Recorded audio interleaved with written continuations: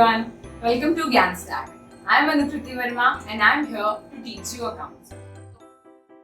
So today we are going to discuss about the chapter 1 of accounts, which is meaning and objectives of accounting. So let us start. सबसे पहले accounts क्या होता है? Accounts का मतलब होता है किसी भी फाइनेंशियल ट्रांजैक्शंस की रिकॉर्डिंग रखना। अब हम देखते हैं कैरेक्टरिस्टिक्स ऑफ अकाउंट्स। तो हम पहला सबसे पॉइंट देखेंगे, accounts is an art as well as science. इसका मतलब क्या होता है? इसका मतलब ये होता है कि अकाउंट्स में art as well as science दोनों के फीचर्स हैं। जैसे कि आर्ट का सबसे बड़ा फीचर होता है कि हमें डेली प्रैक्टिस करनी होती है आर्ट्स को, तो इसी तरह हमें अकाउंट्स में भी डेली प्रैक्टिस करनी होती है। हमारी जो अकाउंट्स का एक पार्ट है बुक कीपिंग, हम उसे रेगुलर बेसिस पे करते हैं, that's why that is known as bookkeeping. अब साइंस क्यों है? साइंस इसलिए है क्योंकि साइंस में एक सेट पैटर्न ऑफ नॉलेज होता है, एक कोड ऑफ कंडक्ट होता है, जैसे कि अकाउंट्स में भी होता है। अकाउंट्स में भी हमें प्रॉपर बुक्स होती हैं जिसके थ्रू हम उसके रूल्स एंड रेगुलेशंस को जान सकते हैं। तो अब हम सेकेंड अपना पॉइंट देखते हैं। तो हमारा सेकेंड पॉइंट है रिकॉर्डिंग दी फाइनेंशियल ट्रांजैक्शंस। इसका मतलब क्या होता है? रिकॉर्डिंग दी फाइनेंशियल ट्रांजैक्शंस का मतलब है कि बिजनेस में ऐसे बहुत सारे ट्रांजैक्शंस होते हैं जो कि बिजनेस के लिए इंपॉर्टेंट होते भी हैं और नहीं भी होते हैं, लेकिन हमें सिर्फ अपने अकाउंट्स में, अपनी बुक्स में वही रिकॉर्ड करने होते हैं जो कि फाइनेंशियल ट्रांजैक्शंस हैं। फॉर एग्जाम्पल, अगर कोई एम्प्लॉय आया है, यानी कि हमने किसी एम्प्लॉय को अपॉइंट किया है, तो हम वो नहीं रिकॉर्ड करेंगे कि हमने किसी एम्प्लॉय को अपॉइंट किया है, बट हम उसको कितनी सैलरी प्रोवाइड कर रहे हैं, that is the financial transaction, तो हम उसको रिकॉर्ड करेंगे। Is that clear? तो अब हम अपने थर्ड पॉइंट की तरफ चलते हैं। The third point is recording the monetary transactions. Recording the monetary transactions का मतलब ये होता है कि हम उन ट्रांजैक्शंस को रिकॉर्ड करेंगे जो कि मनी की टर्म्स में हो। फॉर एग्जांपल, हमने 20 मशीनरीज परचेज करी, हम उसे नहीं रिकॉर्ड करेंगे, बट उन 20 मशीनरीज की कॉस्ट क्या है हम उसको रिकॉर्ड करेंगे। Okay, so let's come to the fourth point. तो the fourth point is classifying. Classifying का मतलब होता है कि हमारे जो कुछ पर्टिकुलर अकाउंट्स होते हैं, हम उन्हें एक पर्टिकुलर जगह पर एक हेडिंग के अंदर लिखते हैं, जिसे हम लेजर पोस्टिंग भी कहते हैं। मैं लिख देती हूँ, which is also called as ledger posting. So the fifth point is summarizing.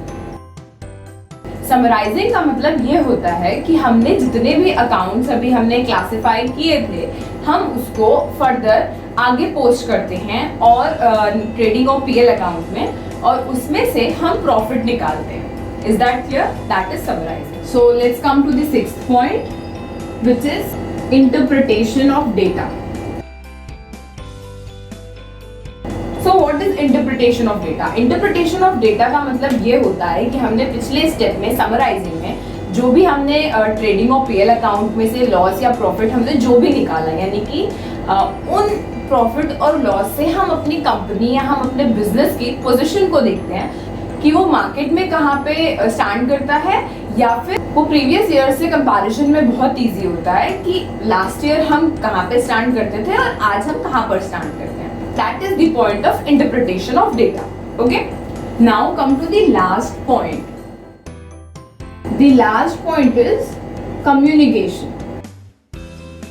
Communication का मतलब ये होता है कि हमारे पास जो भी डेटा आया है, ये मतलब हमारा प्रॉफिट और लॉस जो भी आया है, और उसका जो भी हमारा इंटरप्रिटेशन रहा है, उसे अब हमें हमारे यूजर्स को कम्युनिकेट करना है ताकि वो उसे अपने तरीके से यूज कर सके। हमारे यूजर्स कौन कौन होते हैं? हमारे यूजर्स होते हैं ओनर्स, हमारे एम्प्लॉयज और सम इन्वेस्टर्स।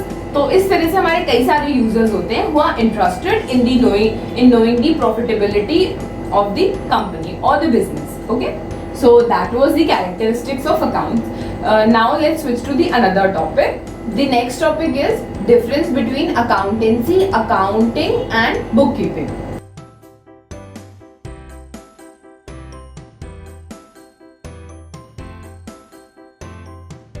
अकाउंटेंसी, अकाउंटिंग और बुक कीपिंग में डिफरेंस ये होता है कि accountancy is the whole and accounting and bookkeeping are the branches of it. For example मैं एक वेन डायग्राम के थ्रू आप लोगों को समझाना चाहती हूँ।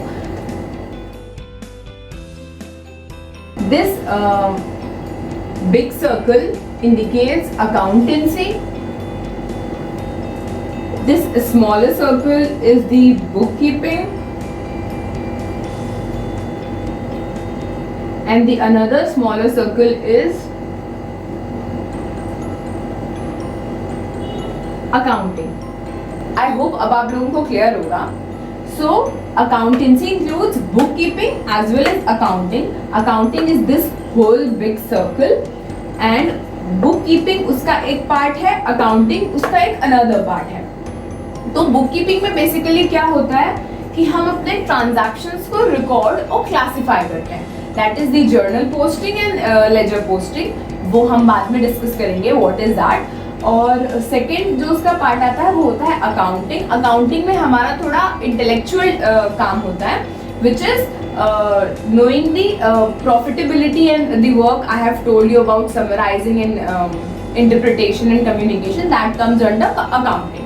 Is that clear? तो ये basic difference होता है book keeping, accounting और accountancy में। I hope this Venn diagram tells you a lot about this.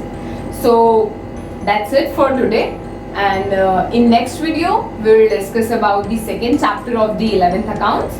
So till then, stay connected. Thank you.